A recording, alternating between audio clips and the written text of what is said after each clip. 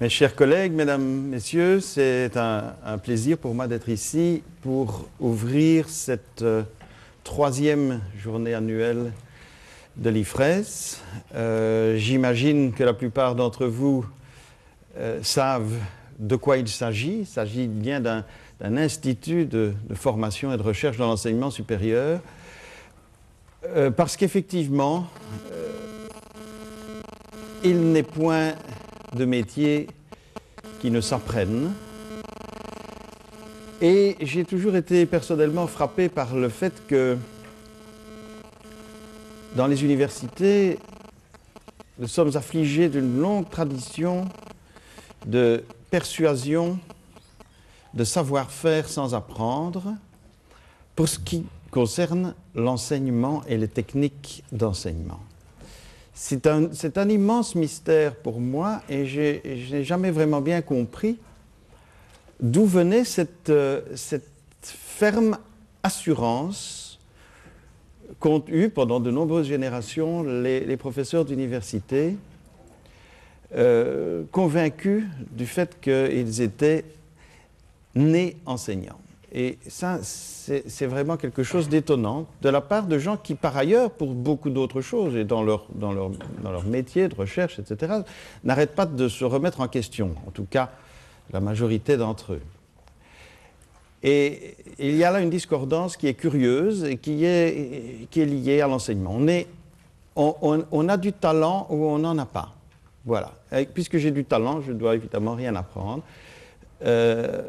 C'est passé fort à côté des longues heures de travail et de préparation que Mozart lui-même a dû se farcir avant de pouvoir arriver là où il en était arrivé. Donc, le talent est loin de suffire. Et c'est quelque chose que je vis encore aujourd'hui, puisque dans mon institution, j'ai demandé il y a 2 ans déjà que chaque nouveau nommé, que ce soit un nouveau chargé de cours ou que ce soit un assistant,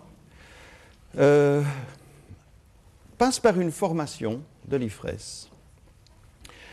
Ça a fait un peu grincer des dents pour les raisons que je mentionnais il y a quelques instants. Et ça a fait grincer des dents à tel point qu'il s'est créé une sorte de noyau de résistance. Et nous sommes maintenant, au bout de 2 ans, nous arrivons au terme non pas pour les chargés de cours, mais pour les assistants, nous arrivons à un terme de 2 ans, qui est le moment de la profonde réflexion sur leur renouvellement de mandat. Alors, comme j'ai de la suite dans les idées, j'ai évidemment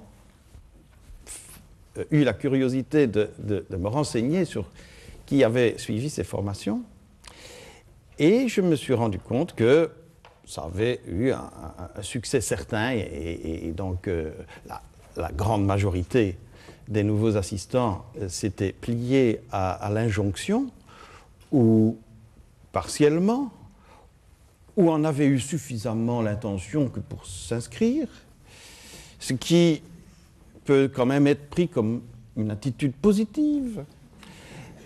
Et je me suis donc focalisé uniquement sur ceux qui avaient eu une attitude plus absente, plus indifférente ou plus négative. Je passe sur quelques lettres bien senties que quelques jeunes gens prometteurs m'ont envoyées pour m'expliquer pourquoi j'étais complètement à côté de la plaque et qu'eux n'avaient pas besoin de ça. Donc, ça, je veux dire, ça vient très jeune, vous savez, ce n'est pas... Et puis, alors, il y a ceux qui ont essayé simplement, comme on leur a beaucoup appris dans l'enseignement secondaire, essayer de passer entre les mailles du filet. Et donc, j'ai prévenu tous ces braves gens qu'ils avaient un petit problème par rapport à la reconduction de leur mandat d'assistant.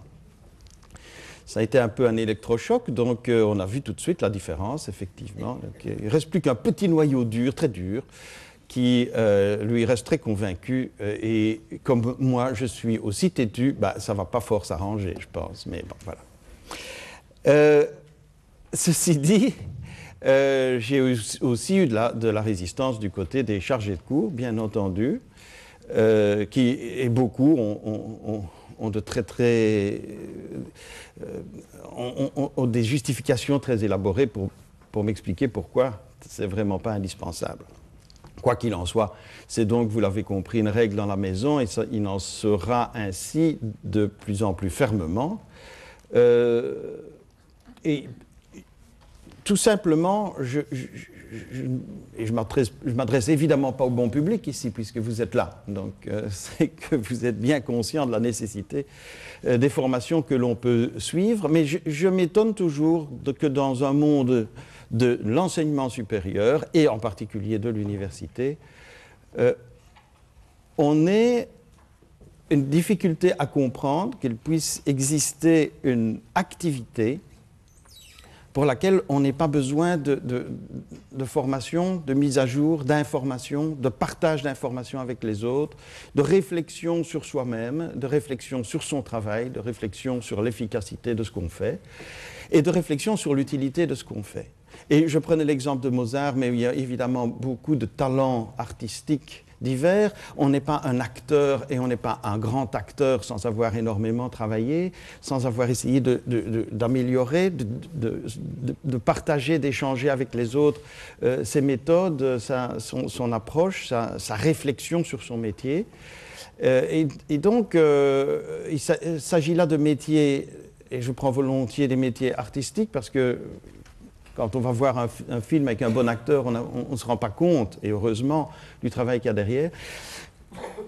Mais il s'agit de métiers qui sont des métiers à faible responsabilité. Le métier d'enseignant est un métier à très lourde responsabilité, et particulièrement lorsqu'on est amené à enseigner à des grandes quantités d'étudiants. Et là, c'est au petit bonheur la chance. Si on est bon, tant mieux. Si on n'est pas bon, tant pis. Et donc, je pense que même qu'on soit bon ou qu'on ne soit pas bon, il y a une nécessité absolue de formation. Et je m'en tiens là, et je m'en tiendrai là.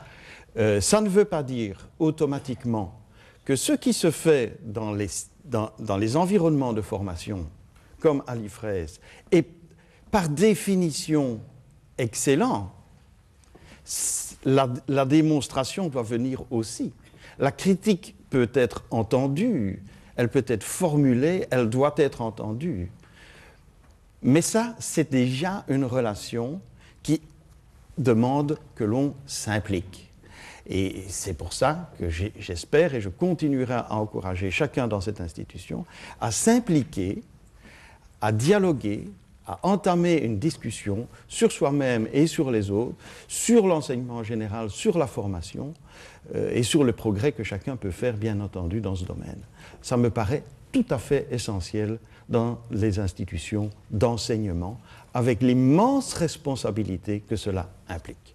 Alors, je suis sûr que vous en êtes tous convaincus, mais au moins pourrez-vous rapporter à ceux qui ne sont pas ici aujourd'hui les idées que je viens de défendre et que je n'ai pas peur de dire, qui sont des idées maîtresses dans l'évolution d'une institution comme la nôtre. Ça me paraît absolument indispensable. Alors, je vous souhaite une excellente journée de réflexivité et je ne serai pas plus long. Je passerai tout de suite la parole à Bernadette, mais je ne voudrais pas manquer de la remercier ainsi que toute l'équipe qui met cette journée sur pied chaque année avec succès, un succès qui est un peu tempéré par le problème de la grève des bus, mais enfin, je pense que ça va s'arranger dans la journée et que je vous souhaite excellente. Merci.